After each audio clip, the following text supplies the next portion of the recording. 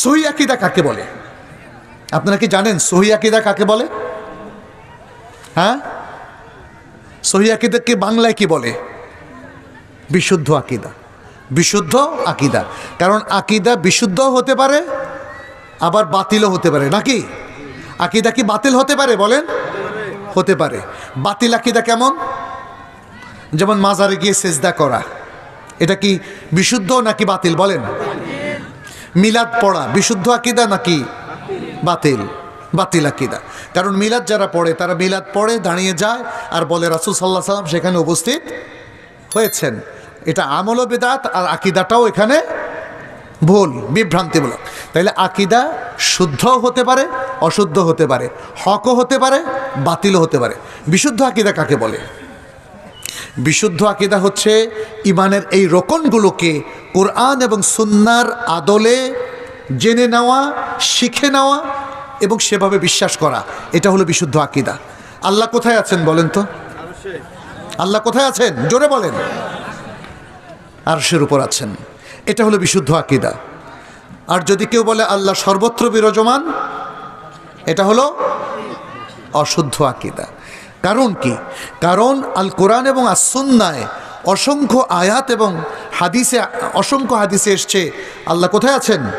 আল্লাহু ফিস সামা, আল্লাহু ফিস সামাই আলাল আরশ, আল্লাহু ফিস সামাই আলাল আরশ।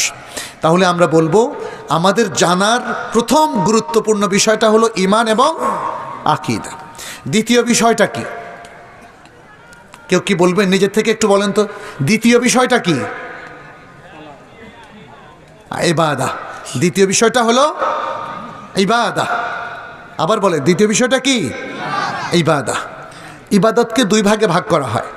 একটা হলো স্পেশাল ইবাদা, আল ইবাদাত আল খাসা, স্পেশাল ইবাদা, যেমন সালাত, যেমন রমাদানের সিয়াম বা রোজা যেটাকে আমরা বলি, যেমন হজ, আরও যেমন কুরবানি, উমরা, যাকাত, সাদাকা, তাই না? এই যে সমস্ত ইবাদতগুলো কোরআন হাদিস আমাদেরকে স্পষ্ট করে শিখিয়ে দিয়েছে। যেমন সালাতের কথা যদি আমরা বলি, সালাত কার জন্য পড়তে হয়? আল্লাহর জন্য। সালাত পড়ে কি ব্যবসা করা যায়? মানে ধরেন দুনিয়ার গরজে কি কেউ সালাত পড়েন? না। এই যে সিয়াম, রোজা রাখার কথা আমরা বলছি, রমাদান মাসের সিয়াম কার জন্য রাখতে হয়? আল্লাহর জন্য। সিয়াম রাখা কি দিয়ে কেউ ব্যবসা করতে পারে? পারে না।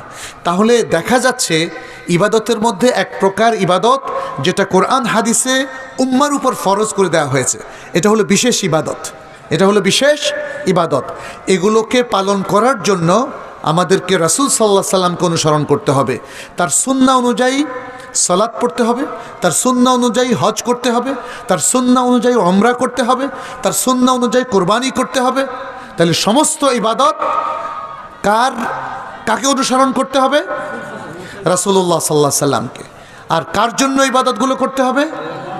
আচ্ছা, আমরা কি কোনো ইবাদত আল্লাহকে খুশি করার জন্য আর কোনো ইবাদত রাসূলুল্লাহ সাল্লাল্লাহু আলাইহি সাল্লামকে খুশি করার জন্য করতে পারি? জি, কেন? যদি রাসূল সাল্লাল্লাহু আলাইহি সাল্লামকে খুশি করার জন্য ইবাদত করি, তাহলে সমস্যাটা কি বলেন তো? কি হবে? এটা শিরক হবে। কারণ আল ইবাদাতু লা তুসরাফু ইল্লা লিল্লাহ, সমস্ত ইবাদত আল্লাহ ছাড়া আর কারোর জন্য করা যায় না। অতএব সেটা নফল হোক, মুস্তাহাব হোক, সুন্নত হোক, ফরজ হোক, যাই হোক না কেন, সমস্ত ইবাদত কার জন্য করতে হবে? জোরে বলেন না, কার জন্য? আল্লাহর জন্য। কিন্তু ইবাদত পালন করব কাকে দেখে? রাসূলুল্লাহ সাল্লাল্লাহু আলাইহি সাল্লামকে দেখে। তাহলে এইটা মনে রাখতে হবে, আমাদের ঈমান না থাকলে ইবাদত কি কবুল হবে? তাইলে প্রথমে ঈমান থাকতে হবে।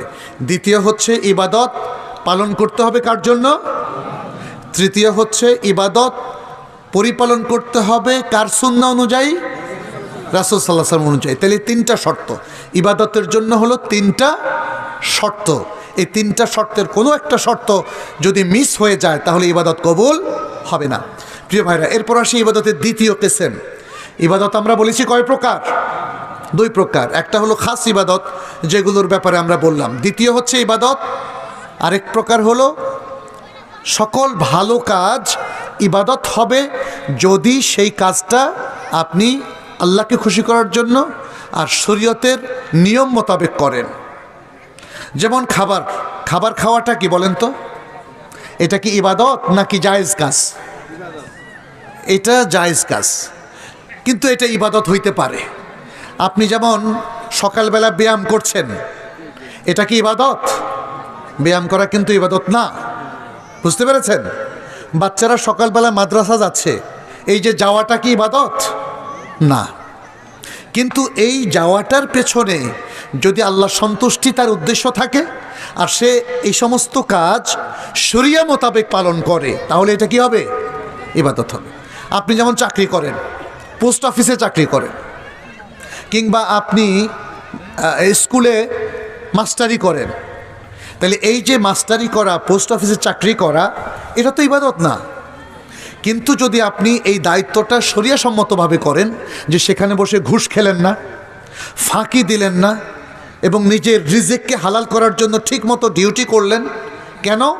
কারণ ঠিকমতো ডিউটি করলে কে খুশি হবে? আল্লাহ খুশি হবে।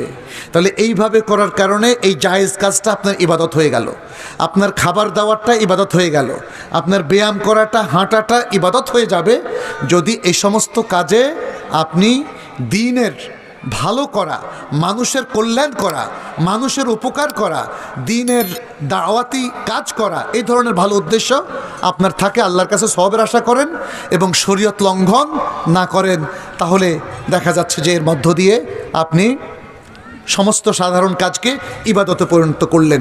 এটাই হচ্ছে আমাদের সবচেয়ে বড় অর্জন। সম্মানিত উপস্থিতি, আপনাদের দৃষ্টি আকর্ষণ করছি।